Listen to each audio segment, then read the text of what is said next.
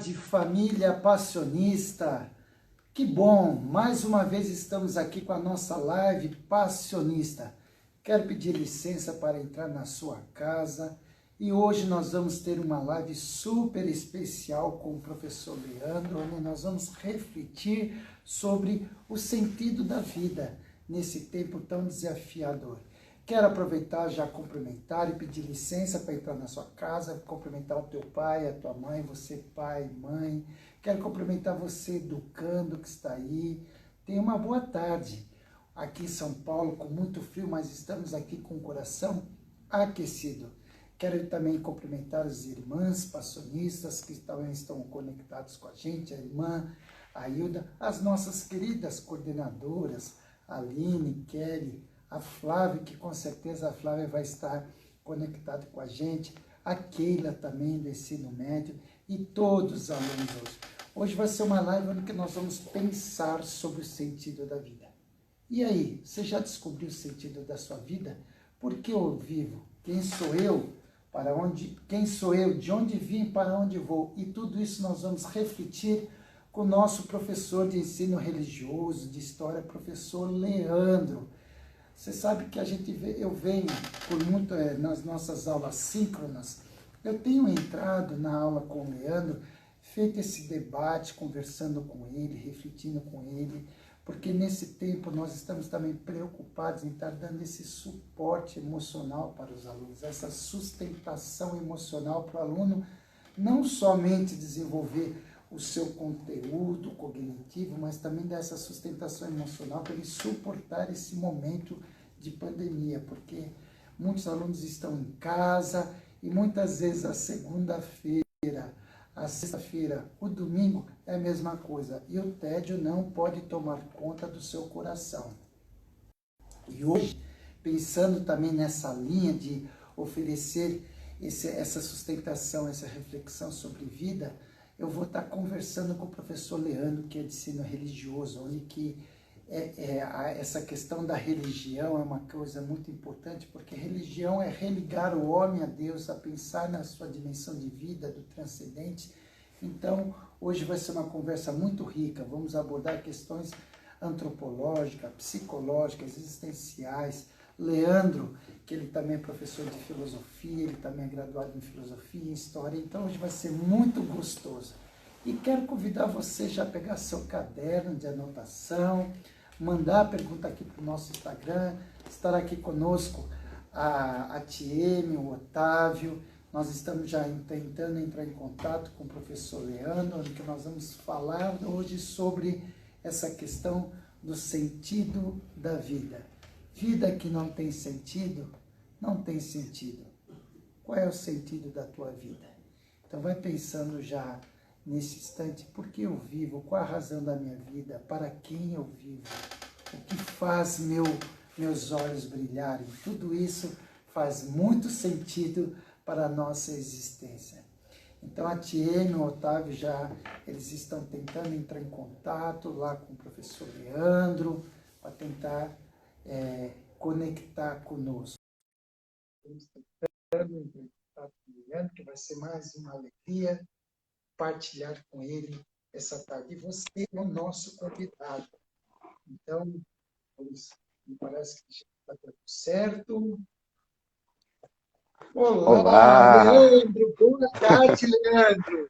Boa tarde, Everaldo. Boa tarde a todos que nos acompanham nesse momento ao vivo, aqui pelo Instagram do nosso colégio. É uma alegria estar com vocês para essa nossa conversa gostosa, natural, que nos põe a pensar sobre a vida. Eu estava te acompanhando já enquanto tentava entrar. Que bacana, Leandro! Já estava dividindo com muito pai, muita mãe, muitos educandos, que eu tenho entrado pelas aulas públicas, pela plataforma Notícias, na sua aula, e onde a gente já vem conversando sobre essa temática, do sexto ao ensino médio, né? Claro, cada ano uma adequação à profundidade, à linguagem, né?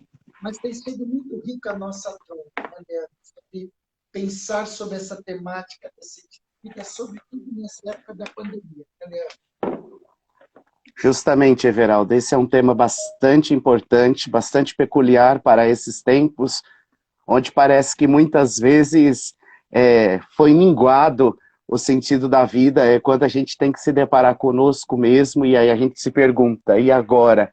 O que que eu vou fazer? Nós, seres humanos, somos pessoas sonhadoras, e a gente gosta de organizar o futuro de nossas vidas, mas quando nós somos surpreendidos, nos vem justamente essa questão, e agora?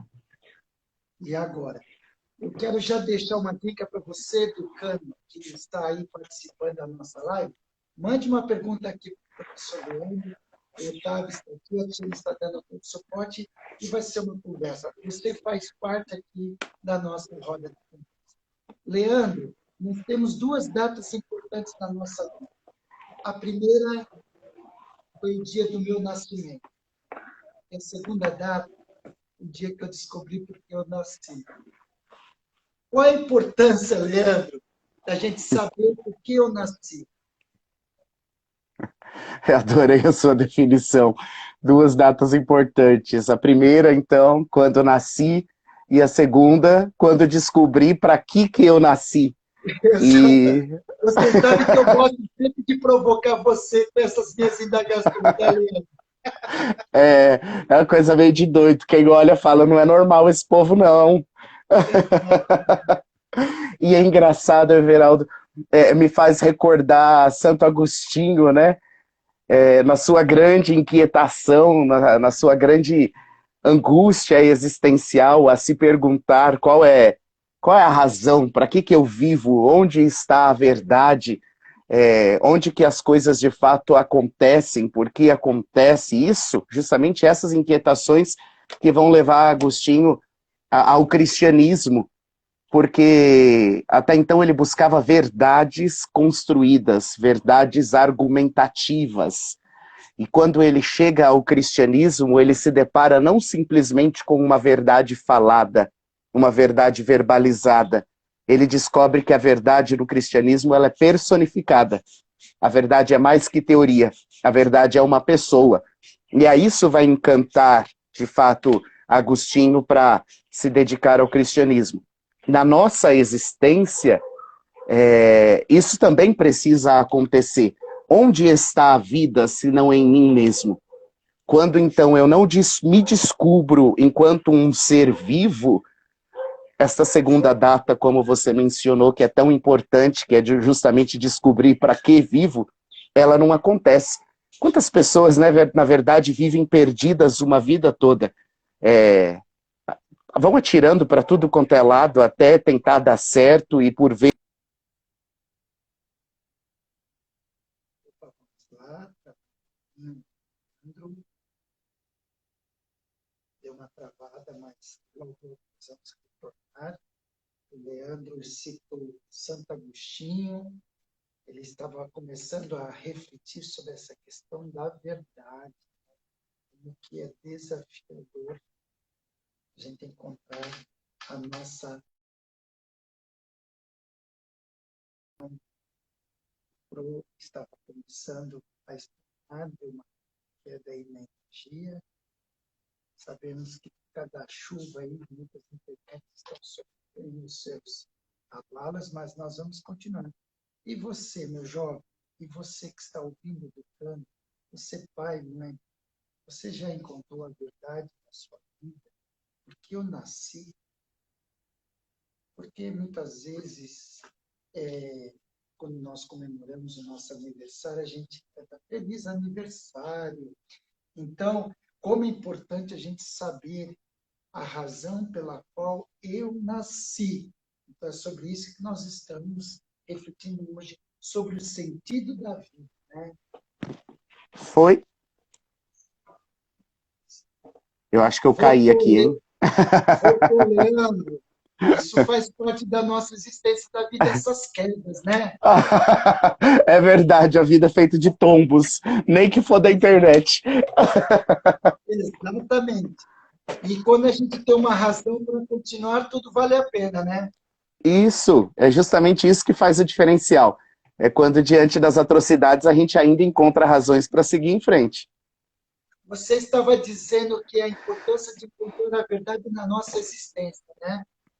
Correto, era justamente sobre isso que eu estava mencionando antes da queda da internet aqui, e essa data, como você mencionou, ela é importantíssima. Eu descobrir a minha existência, descobrir de fato para que eu vivo e tudo o que eu faço com a minha vida, chega para nós como um momento de maturidade, né? Quantas pessoas nós conhecemos, ou olhando para a nossa vida mesmo, que já de idade avançada ainda não encontrou essa maturidade emocional, essa maturidade humana, ainda não se encontrou na vida.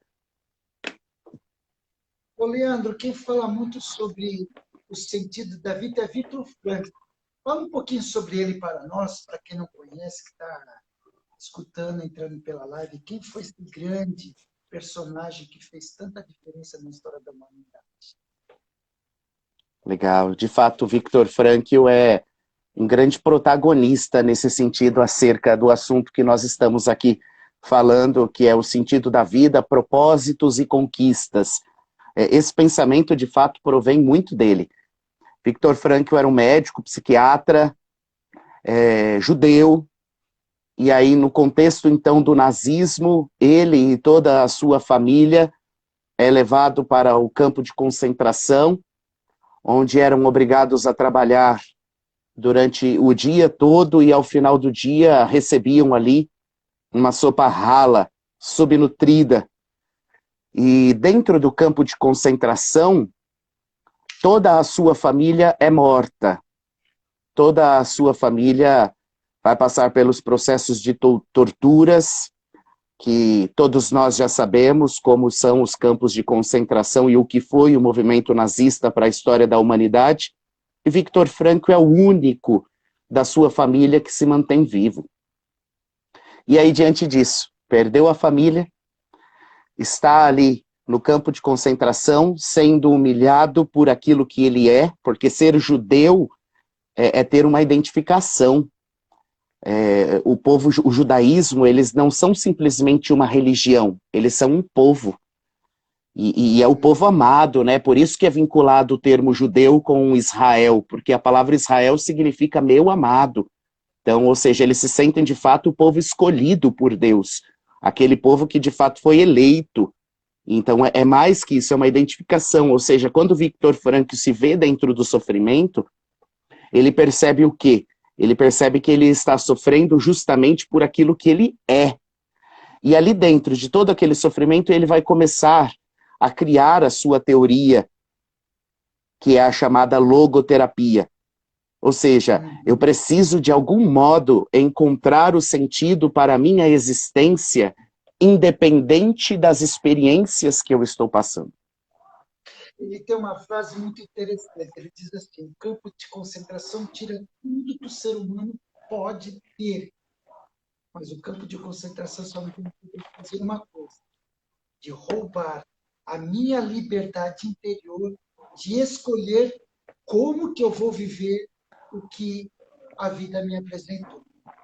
Qual a importância de ter essa liberdade interior e escolher, muito mais nesse tempo que nós estamos vivendo, que é tão desafiador, onde que nós estávamos por um caminho e tudo mudou, tudo ficou nebuloso. Que recurso eu preciso desenvolver para ter essa liberdade interior e escolher caminhar? Esse é o aspecto essencial, Everaldo, da logoterapia, que é o movimento, então, fundado, iniciado por Viktor Frankl. Justamente a liberdade de escolha. Então, na sua teoria, o que o Viktor Frankl vai dizer? Pode ser tirado, como você mencionou, pode ser tirado tudo do homem. Tudo, tudo, tudo, tudo.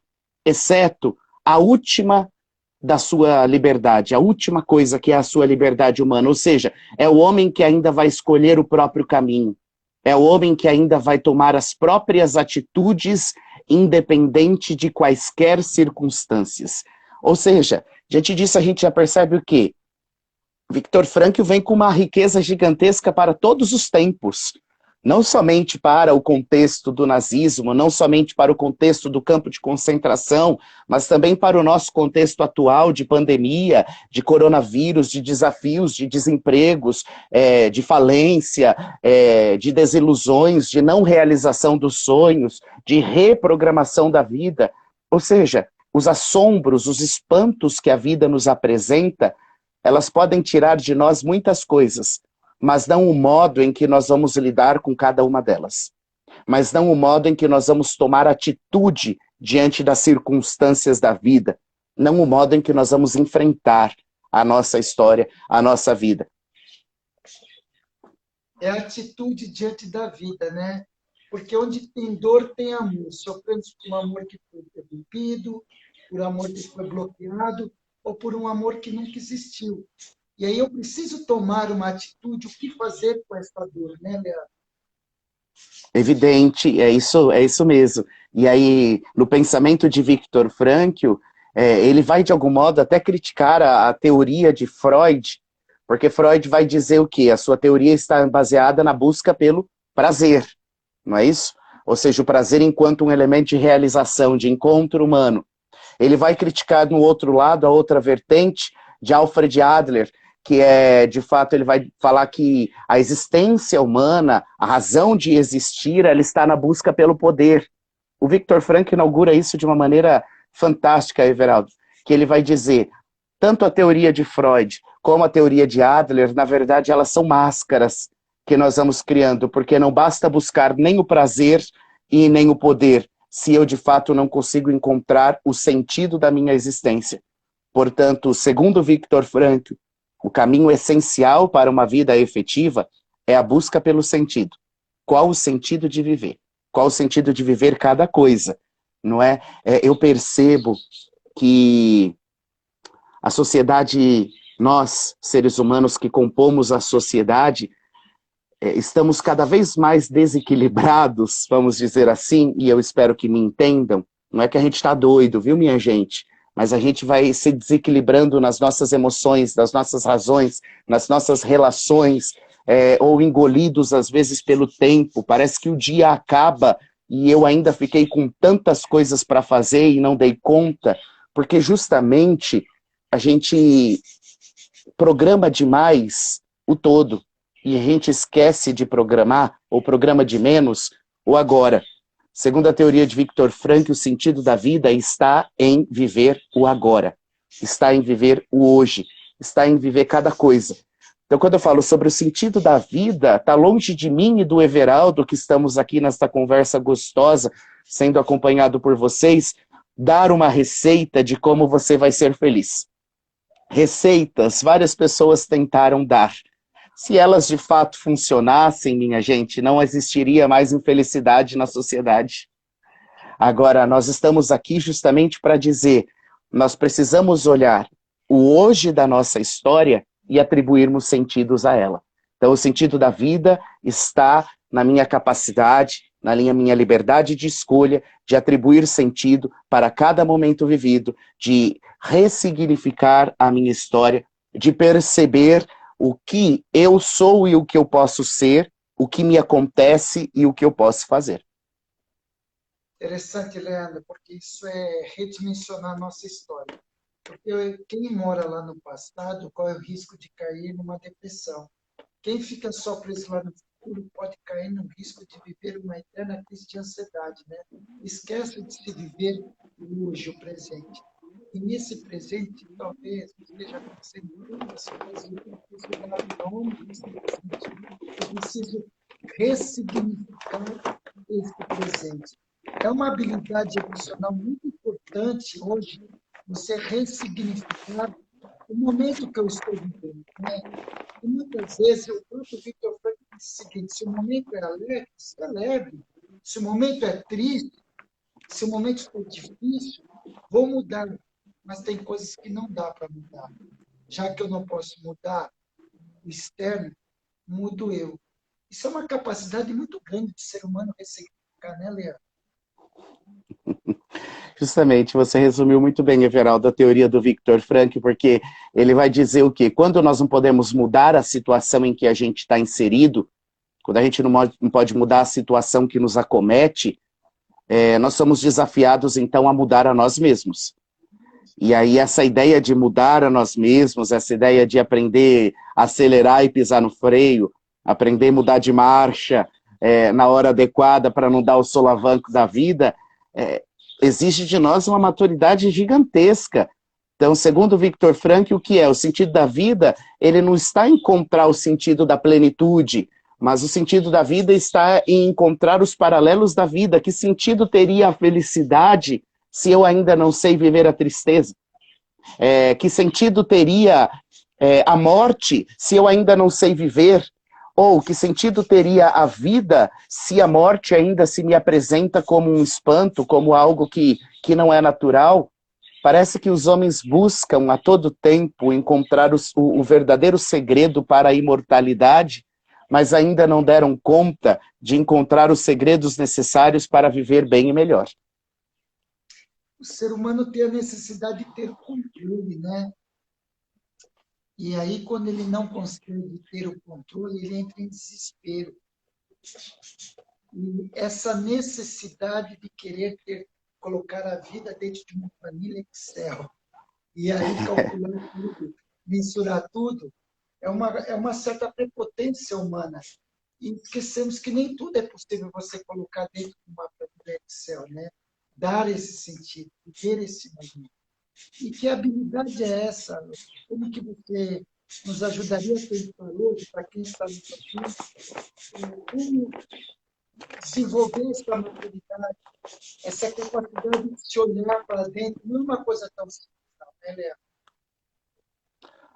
Não, porque olhar para dentro de nós pode ser muito assombroso, porque os estereótipos criados, as figuras perfeitas criadas, os padrões criados pela sociedade de todos os tempos, ainda que mudem, mas eles parece que nunca se enquadram perfeitamente com aquilo que somos, de fato, sabe, Everaldo?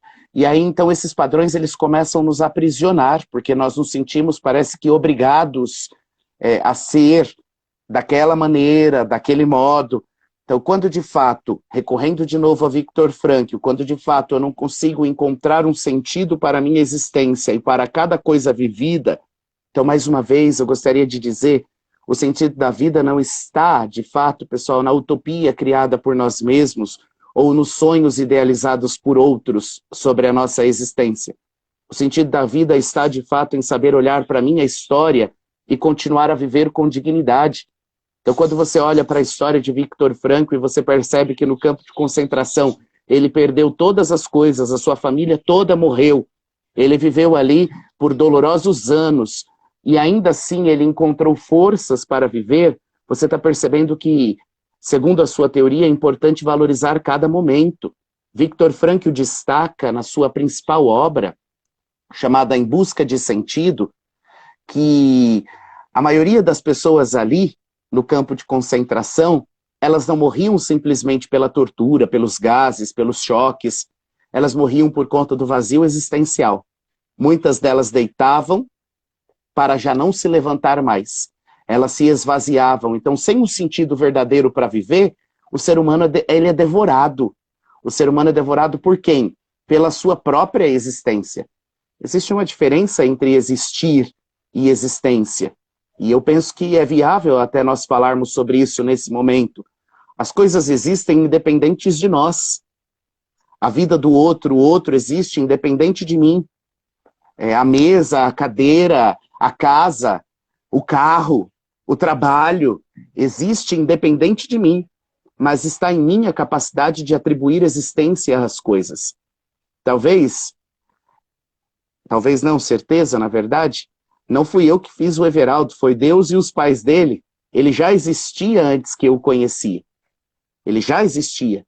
Mas é justamente no nosso contato, na nossa relação, na nossa amizade, no respeito, na acolhida um com o outro, que nós atribuímos existência um ao outro. Então, o fato de atribuir existência está em nós. Existir não depende de nós. Atribuir existência, sim. O mesmo paralelo nós podemos fazer com os espantos da vida. Algumas coisas, e na maioria delas, nós não conseguimos controlar.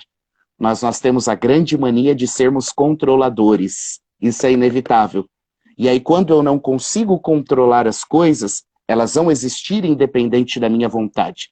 Mas cabe a mim atribuir existência a cada uma dessas coisas. Dar sentido. O sentido da vida que é o nosso combustível para viver, né?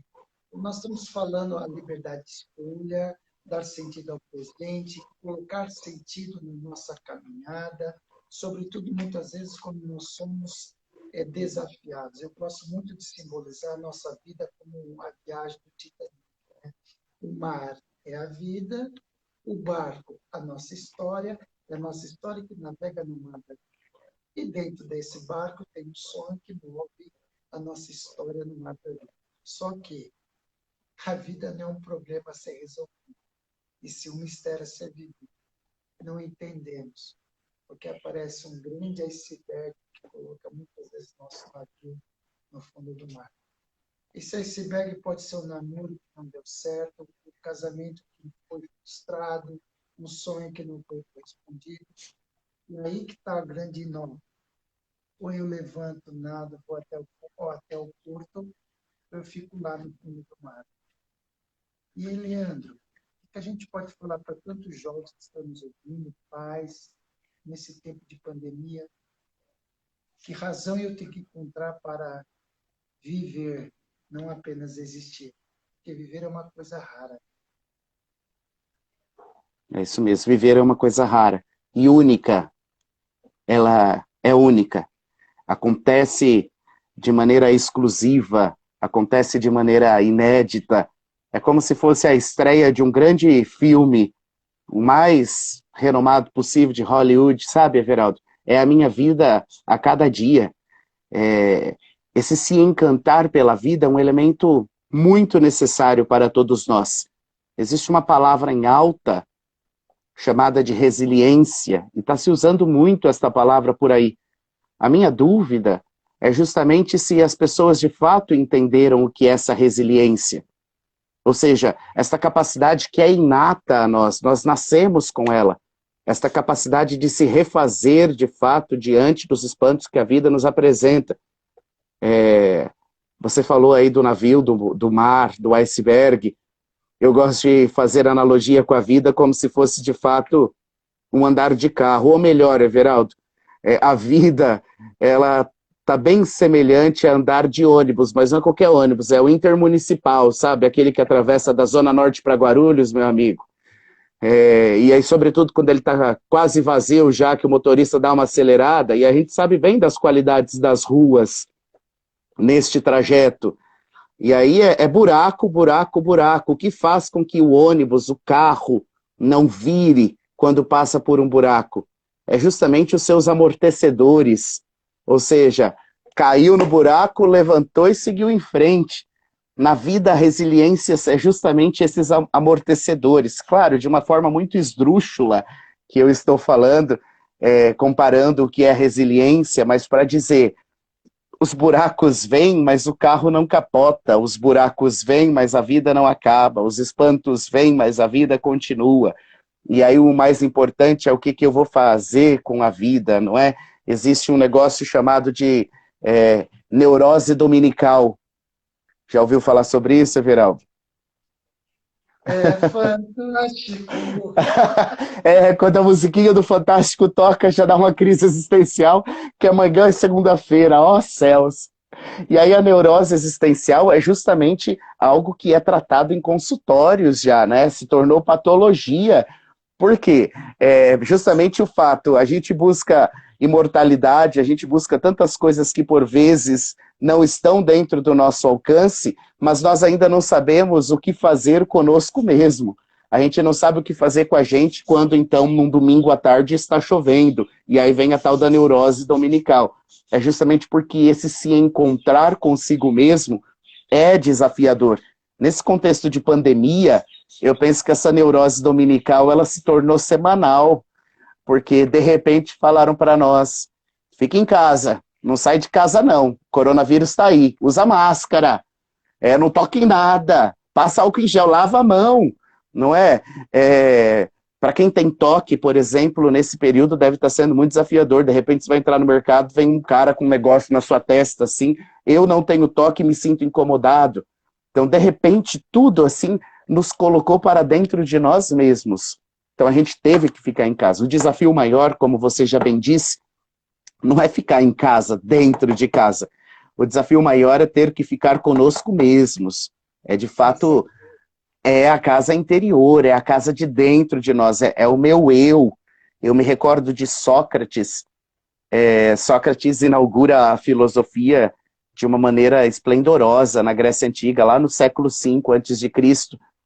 Nós tínhamos ali os filósofos pré-socráticos antes deles, que só tinha mudado, eles buscavam ali uma tentativa de explicar o mundo a partir das próprias coisas, não é isso? Então, na mitologia grega, nós temos a cosmologia, a cosmogonia, ou seja, a origem de todas as coisas está nos deuses. Os pré-socráticos vêm com uma cosmologia.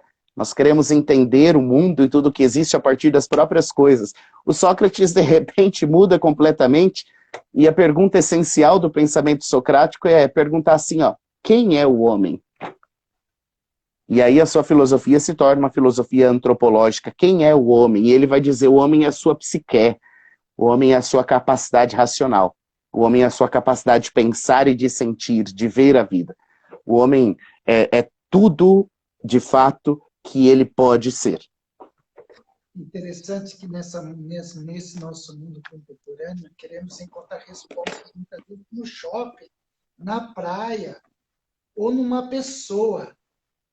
E aí, muitas vezes a resposta está dentro de nós. Né? E conhecer a gente não é tão simples. Né? A nossa sociedade, eu já falei por diversas vezes aqui no nosso live, que a nossa sociedade é muito barulhenta. Eu entro no carro, ligo o som, chego em casa, ligo a televisão, vou dormir, coloco no celular. Como que é desafiador a gente se encontrar com a nossa própria verdade. E é aí que quando você começou o nosso encontro nessa conversa, você falou a questão da verdade, a questão de se conhecer. Não é uma tarefa tão simples você dar nome para a sua própria verdade, você se encontrar. É um fator muito, nesse mundo líquido, nesse mundo da aparência, você encontrar a sua essência, não é uma coisa tão simples assim, né, Leandro? Não, e aí é muito interessante isso, você me faz me recordar daquele mito, daquela história mítica da carroça vazia, sabe? E aí você deve conhecer, mas quando eu sei que uma carroça está vazia, é justamente quando ela faz barulho demais. Então lá longe eu já vou ouvindo o batuque da carroça, a carroça, aquele monte de madeira, uma emendada na outra, com o galopar do cavalo, a carroça vem pulando quando ela está vazia e todo mundo sabe que ela está vazia.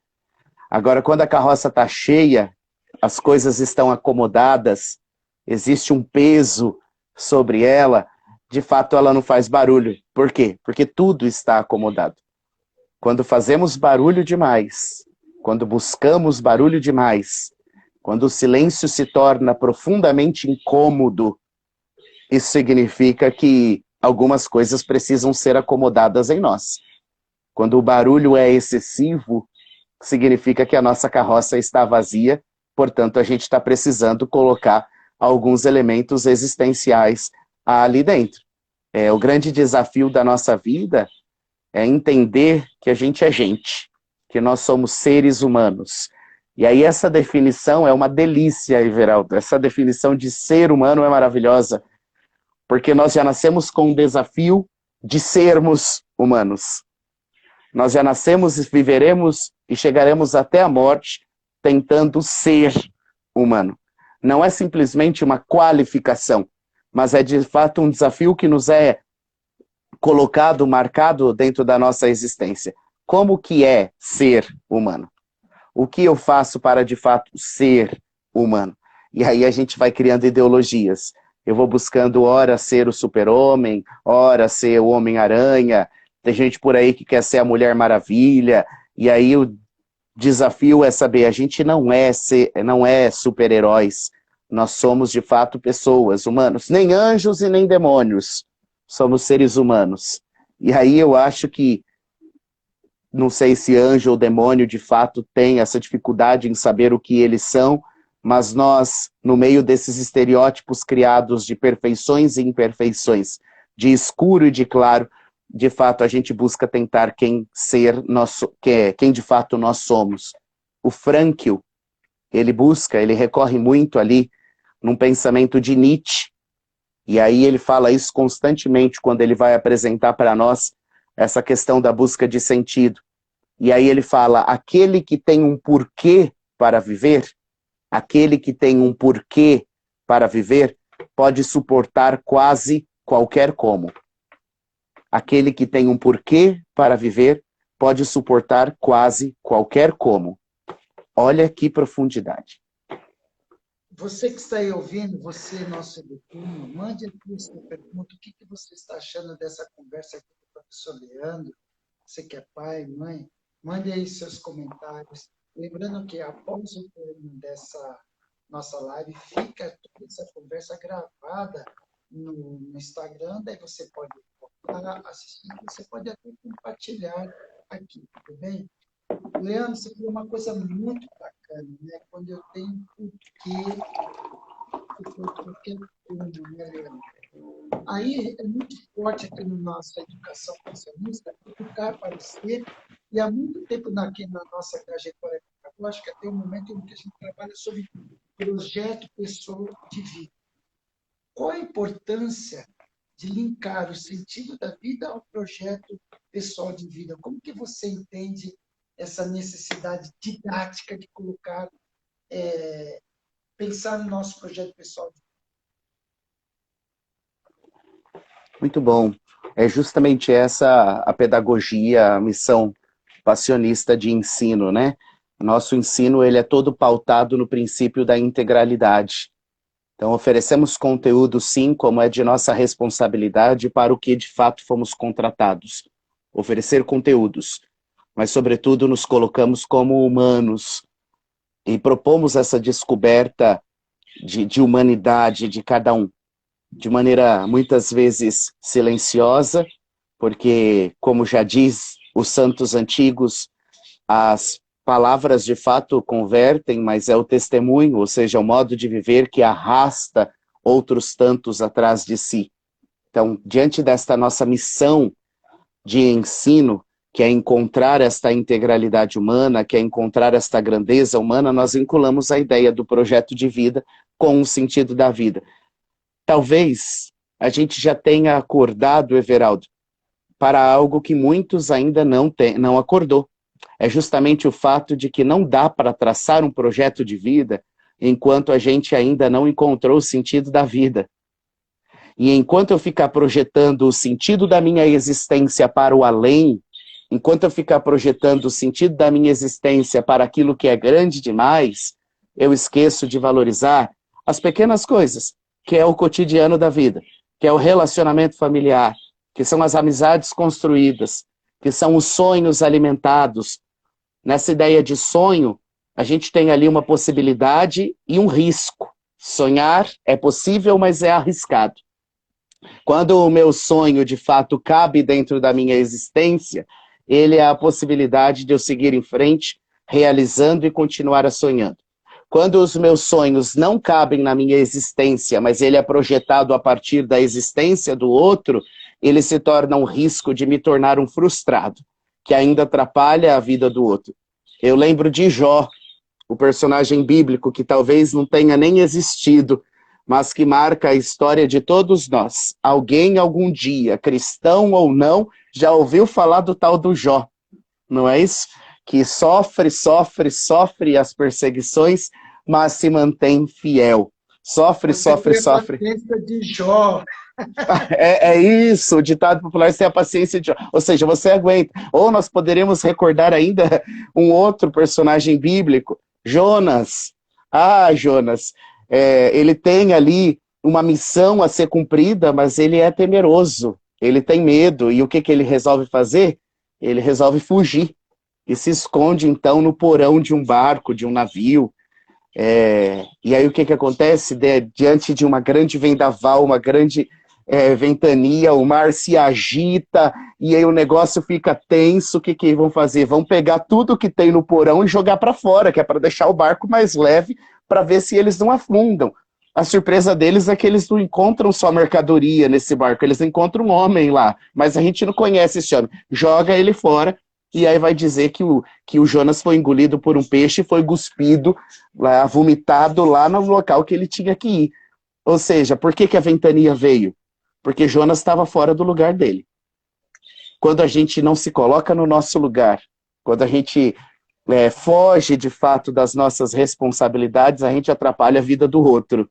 Então nós precisamos, para de fato não atrapalhar a vida do outro e nos sentirmos de fato pessoas que existem e têm existência, nós precisamos cumprir com todas as nossas responsabilidades. O projeto de vida, tudo isso, né? Para quê? Um projeto de vida exige de mim responsabilidades. Então, primeiro, Everaldo, eu não consigo construir um projeto de vida se eu ainda não sei qual é o sentido da minha existência, não é isso? Então, como já diz o ditado e o pensamento filosófico, quem não sabe aonde quer chegar, qualquer vento serve. Porque o vento bateu, me levou para qualquer lugar, eu não tinha uma definição do que eu queria de fato, serviu. Eu preciso primeiro determinar o que quero para a minha vida. O que cabe dentro da minha vida. Então entra a ideia do sonho. Eu posso sonhar? Eu devo sonhar. O Augusto Cury já escreve isso, nunca desista dos seus sonhos, não é isso? Então eu devo sonhar, mas os meus sonhos de fato devem caber dentro da minha realidade. Os meus sonhos não podem ser sonhos utópicos. Eu não posso esperar ter a família do outro, o emprego do outro, aquilo que o outro tem, que caiba dentro da minha realidade. Então os sonhos possíveis me levam adiante. E o terceiro passo para a construção de um projeto de vida efetivo é ter responsabilidade. Eu preciso ser responsável. Saber que as minhas ações vão gerar reações. Para mim mesmo, como para a existência do outro. Legal, legal, Leandro, porque a vida é feita das responsabilidades. Chegou uma pergunta até nós, por favor. É a Paty Ramos. Ela falou assim: boa tarde, vocês falam do silêncio, de ficarmos em silêncio e nos ouvir. Vocês acham que a meditação é um caminho?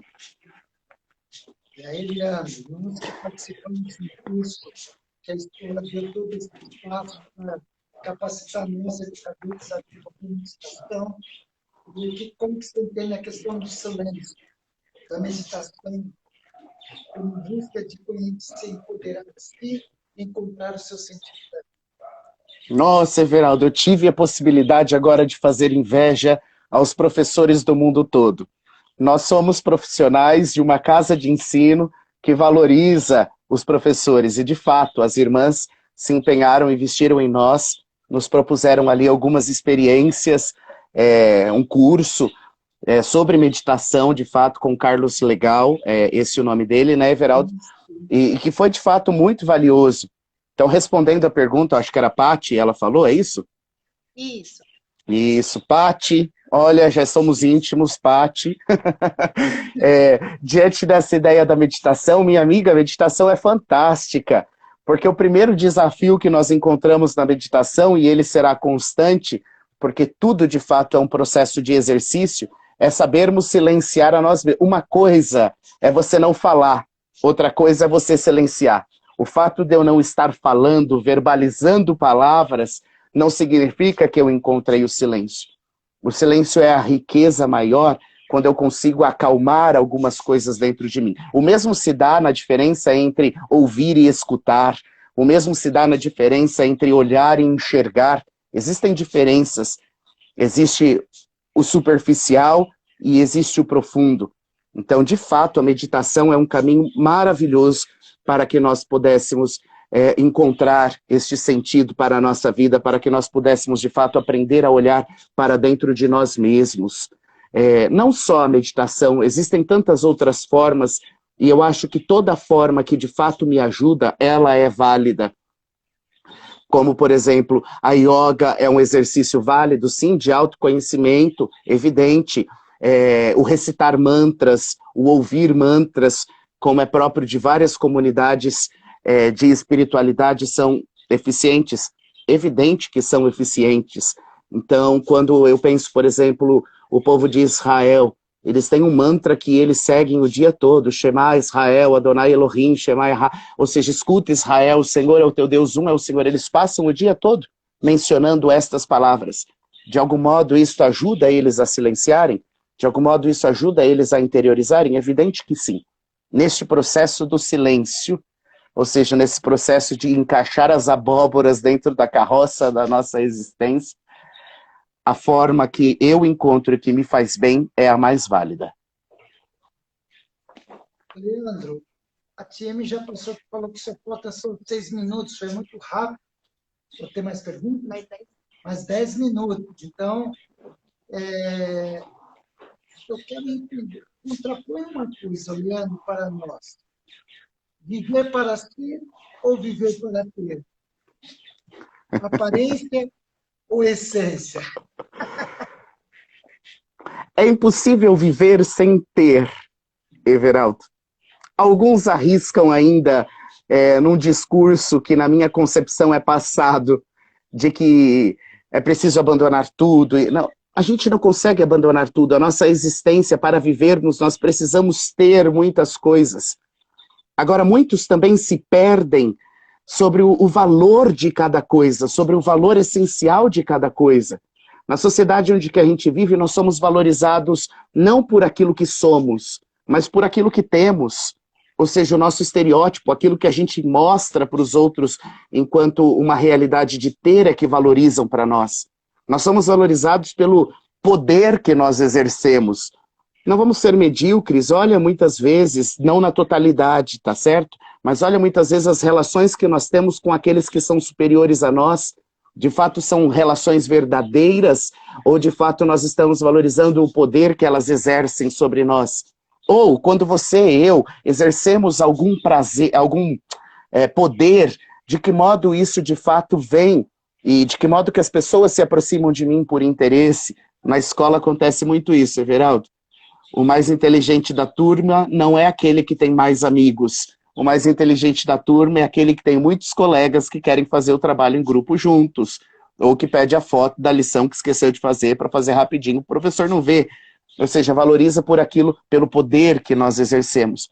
Ou então pelo prazer que nós possibilitamos aos outros. Não se trata de um prazer meramente sexual, porque dentro dessa sociedade vazia, muitas vezes, a ideia do prazer foi restrita à ideia do sexo, mas o prazer de ofertar coisas. E aí, o dia que eu não posso exercer poder, o dia que eu não demonstro ter nada e que não posso lhe possibilitar nenhum prazer, eu continuarei tendo valor para você?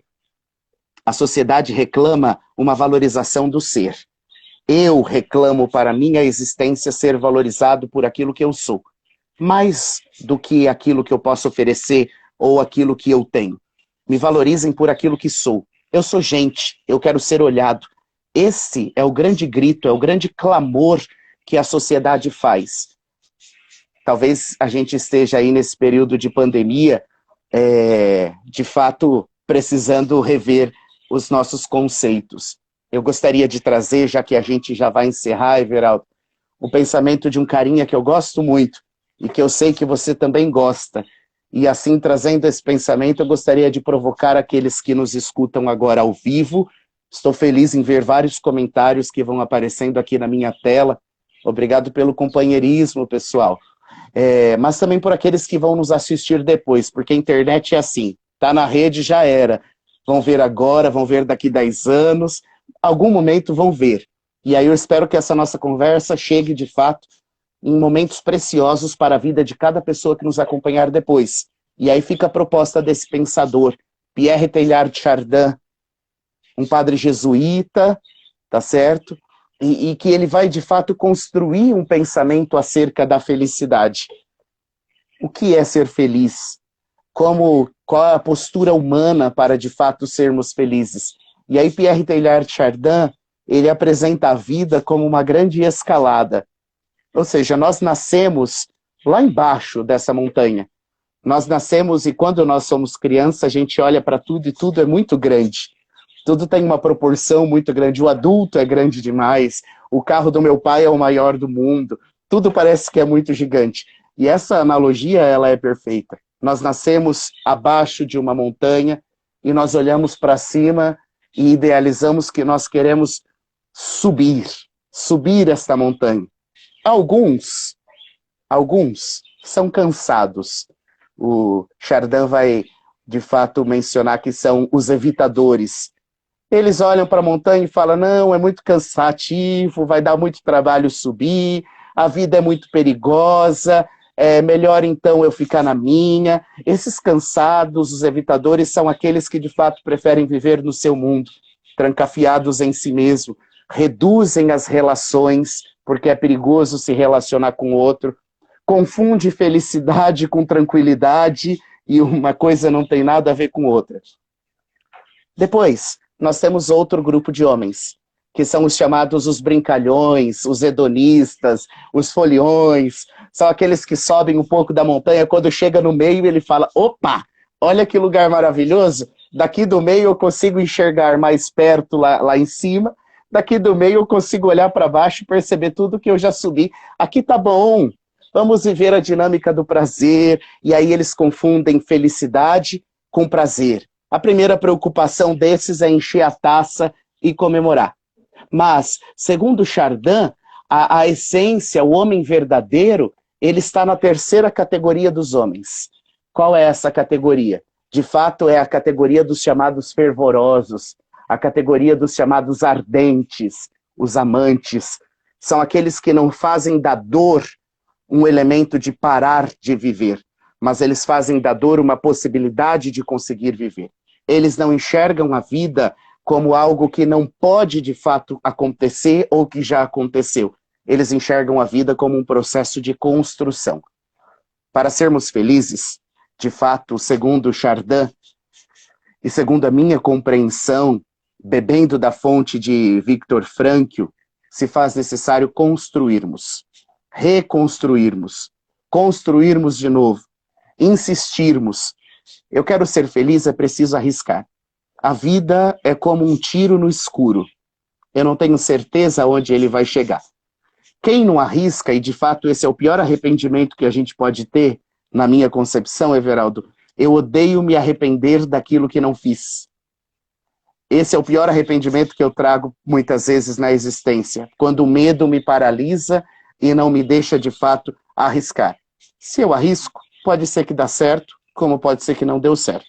Não dando certo, eu continuo a construir a minha existência e seguindo em frente. O importante é sempre seguir em frente. O importante é sempre se refazer dentro da nossa história, se refazer dentro daquilo que a gente traz como história viva, verdadeira e concreta. Não dá para olhar para trás e negar tudo o que eu fui, olhar para trás e negar a história que eu carrego. Mas é preciso olhar para frente e dizer, é com essa história, do jeito que eu sou, que eu vou seguir em frente. Coisa linda e interessante que Chardin também diz o seguinte, que o universo é um macrocosmo, e o homem é um microcosmo. Né? Ele é aquela peça nesse grande quebra-cabeça. Né? E tudo isso faz muito sentido. Prezado professor Leandro, obrigado. É uma alegria muito grande estar participando com você. Essa é o nosso espaço pastorista, nesse momento de fórum. Muitos alunos estão participando, muitos comentários. Foi muito rico. Na colação de grau do ano passado, você citou um poema, Nada me sobra, nada me falta. O ser humano precisa ser inteiro. Eu acredito que quando o ser humano consegue ser inteiro, ele consegue encontrar o sentido da vida. Palavras finais. O que você poderia nos ajudar a falar para tanta gente aí, esse caminho, esse itinerário para encontrar se apropriar em ser quem você é? Não a partir do outro, mas a partir de si. Encontrando sua originalidade, sua autenticidade. Você me fez recordar, deu até vontade de chorar da colação de graus do ano passado, já pensando, nossa, será que vai ter colação esse ano? São as nossas reconstruções existenciais. Fernando Pessoa, para ser grande, ser inteiro, nada teu exagera ou exclui. Põe quanto és no mínimo que fazes. Assim, em cada lago a lua toda brilha, porque alta vive. O segredo para sermos grandes, e não estamos falando de estatura, está no princípio da integralidade. Está no princípio de sermos inteiros, sermos tudo o que somos e que podemos ser. Descobrir as nossas capacidades e reinventarmos os nossos propósitos. E como a gente faz isso? Encontrando o equilíbrio. Nada teu exagera, nada teu exclui. Ninguém é tão insignificante que não faça alguma coisa que sirva para todos. Põe quanto és, no mínimo que fazes. Colocar tudo de nós, independente se a ação é grande, se a ação é pequena, se ela vai ser vista e valorizada por outros ou não. Eu acho que o grande segredo da vida, Everaldo, e o grande sentido da vida é, de fato, nós olharmos para a vida, saber que nós estamos vivos e que queremos continuar vivendo. Vamos seguir em frente, minha gente. Não vamos deixar de lado o desejo de sermos felizes. Vale a pena viver. E ninguém vive sozinho. Nós sempre temos alguém que é o nosso porto seguro, que é onde nós encontramos o alento, que nós encontramos o aconchego e a proteção. Gratidão, muito obrigado, professor Leandro. Obrigado você que participou essas horas aqui conosco. Recebe nosso abraço. Em nome de toda a comunidade passionista, desejamos a você e a toda a sua família uma vida feliz, cheia de sentido e significado. Porque viver a vida é sempre encontrar uma razão para continuar. Muito obrigado e até a próxima terça-feira, às 14 horas, no nosso live passionista. Gratidão.